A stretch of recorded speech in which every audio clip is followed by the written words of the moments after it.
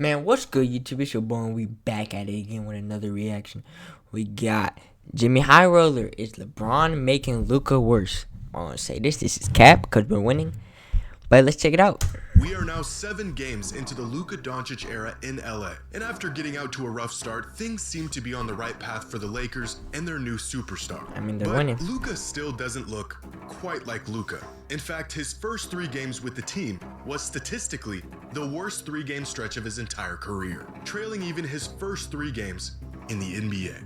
Now, there are plenty of great reasons why this has been the case. The man is transitioning into a completely new system. He's playing alongside new teammates and just beginning to build chemistry with them. He's coming off of the most serious injury in his career, and he's playing himself back into shape. And of course, he's still mentally recovering from one of the most egregious cases of backstabbing in sports history.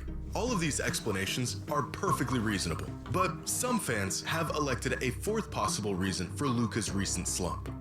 This man, claiming that LeBron is to blame for Luka's struggles because There's no way simply people are does not actually make saying his this. teammates better. In fact, some fans are claiming he never has, and that Luka is next in line to have his career completely altered by LeBron and his heliocentric, self-serving play style. It's a claim that sounds outlandish, but as Luka's first stretch in LA has unfolded, I've begun to see this claim more and more. LeBron simply doesn't elevate those around him. And the more I saw it, the more I began to wonder if LeBron is a great teammate or if he is just a great player. A question that led me down a rabbit hole of player testimonies, historic data, and career trajectories to uncover the truth behind if LeBron truly makes his teammates better.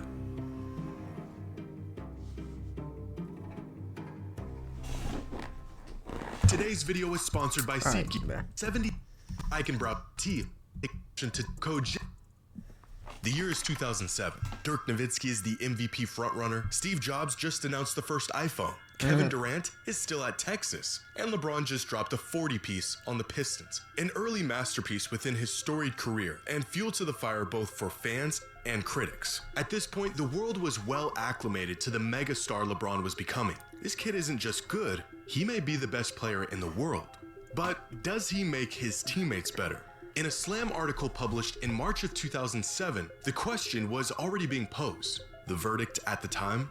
It didn't matter. His teammates weren't good enough to make a difference anyways, and he would need to drop 40 bombs to keep his team alive come the playoffs. Which is exactly what he did a month later when he put together one of the most ridiculous carry jobs the NBA has ever seen, dragging an underwhelming Cavs roster to the NBA Finals. Fast forward 18 years, and LeBron is still really good. And the question of if he truly makes his teammates better is still being asked. The latest evidence suggesting he actually doesn't? A 25-year-old superstar Luka Doncic struggling to adapt to a system centered around a 40-year-old LeBron. Career lows almost across.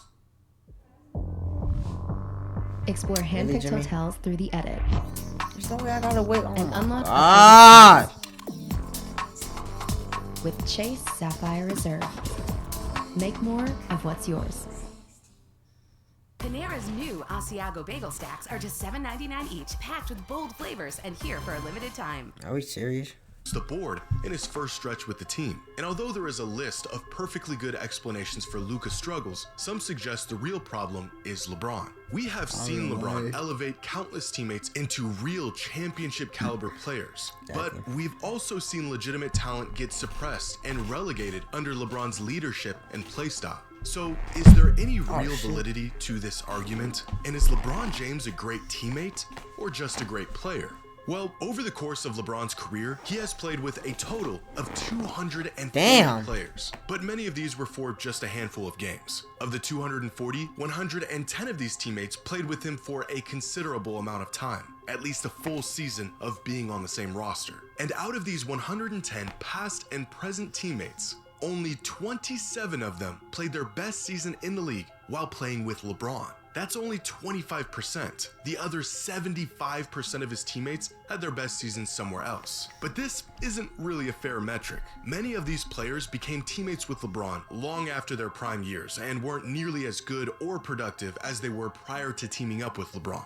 Now, looking at the most notable and longest tenured teammates of LeBron's career, nearly all of them played better or at least had better seasons without LeBron. And most of these players were in their prime when they became teammates, including Dwayne Wade, Chris Bosh, Kevin Love, and Anthony Davis. But this still doesn't address the progression or regression players have once they team up with LeBron. How players played in the season prior to teaming up with LeBron, how they played in the following season with LeBron, and how they played once they were no longer teammates with him. So here is every player that was a teammate of LeBron's for at least a full season's worth of games. 59 players in total, ranging from Avery Bradley and Rashard Lewis to Anthony Davis and Chris Bosh. Now, of the 52 players who played at least a full season in the league before becoming teammates with LeBron, 26 of them saw an increase in their value and impact after teaming up with him. 24 had a decrease in their value and impact, and 2 of them stayed virtually the same.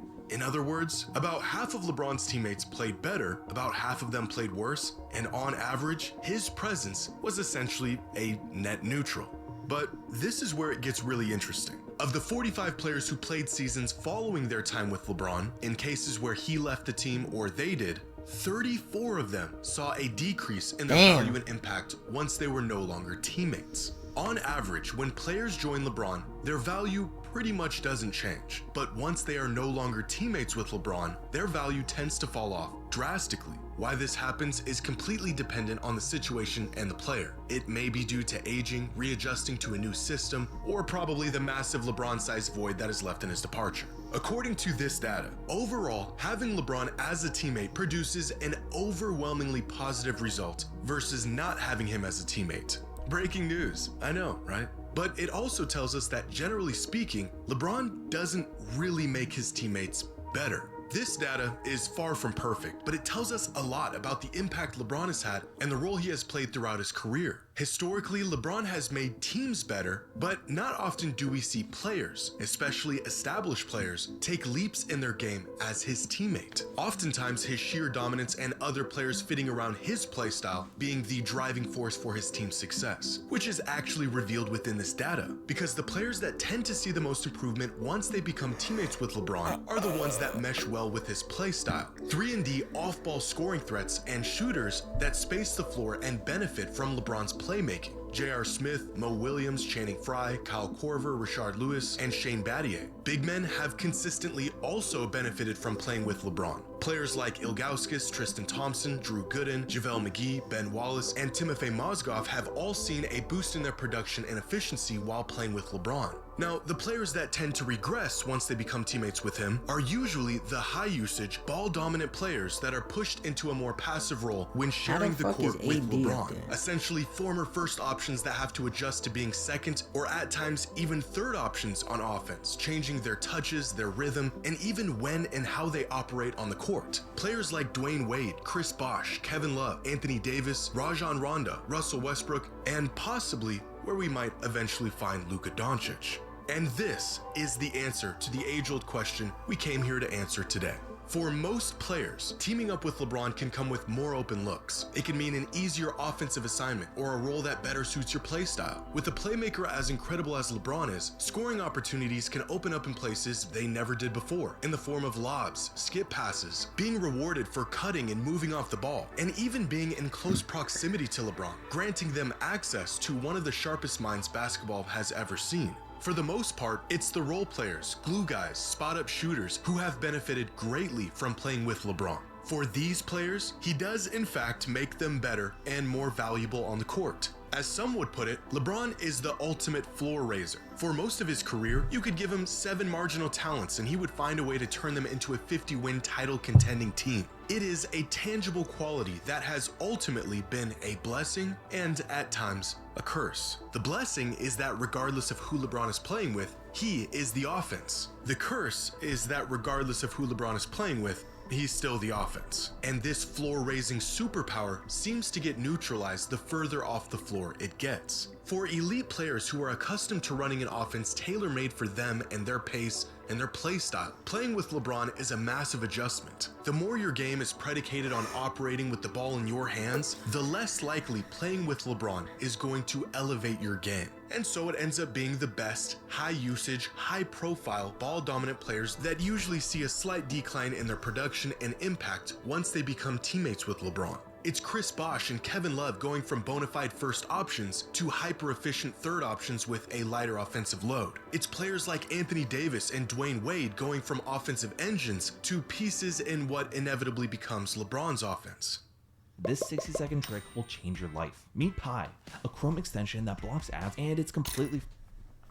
In 2018, Kevin Pelton of ESPN used the Shaney projection system to find out if LeBron made his teammates better. And after analyzing 25 different teammates of LeBron from 2014 to 2018, the numbers indicated that only 9 of them met or exceeded their projected impact once teaming up with LeBron. Pelton's final conclusion after conducting his analysis: any team with James must be careful not to invest too many resources on players who are best with the ball in their hands. Instead, the focus should be finding role players whose games will mesh well with LeBron's. And although teaming up with LeBron is a transition that has proven to be purely incompatible for some players, a lighter offensive burden is not necessarily an indicator of regression. In fact, in many cases, sacrificing box score numbers and shot attempts and usage is a sacrifice necessary to win. For every player that was forced to take a backseat and transform their game for the sake of LeBron and the team, there's a player who's found success and improvement in being teammates with LeBron. Because LeBron may or may not make you a better player, but he has perpetually made teams better. And it's a trade-off that most players are ready and willing to make if they want to win. Dwayne Wade said that LeBron is the best teammate you could ever have. Chris Bosh said playing with LeBron was a dream and that the game was easy with him. Kevin Love said LeBron made the game easier for all of us. Anthony Davis said LeBron is the best leader I've ever played with. He makes everyone better. And this is the resounding sentiment of most players that have played with LeBron. He is the best player in the world and an even better teammate. LeBron put me in a position to succeed. He's a great teammate. He's a great teammate. He made the game easier for all of us. LeBron is the ultimate teammate. LeBron makes the right play every time. He is an incredible teammate. The numbers and data may get us closer to an objective truth behind this question, but it's the personal testimonies from teammates themselves that, to me, speak louder than anything. And all of this information that we gather here today gives us a small glimpse at where this duo may end up and the sacrifices that will be necessary if they want to tap into their full potential of what they can be as teammates. For 2 decades, LeBron has been the centerpiece to every roster he's ever been on. 240 teammates over the course of 22 years, all of them fitting around him. But at the age of 40, it might be time to pass the torch to a player who is ready to fill a role only LeBron once could. LeBron and Luka may be able to coexist just as they are without compromising their games. But if history has shown us anything, regardless of the talent available, and especially if the talent available is extraordinary, in order to be great, someone has to be willing to recalibrate their game in exchange for winning and what's best for those around them. A sacrifice that many great players have made for LeBron, and one that he may soon have to make for his teammate.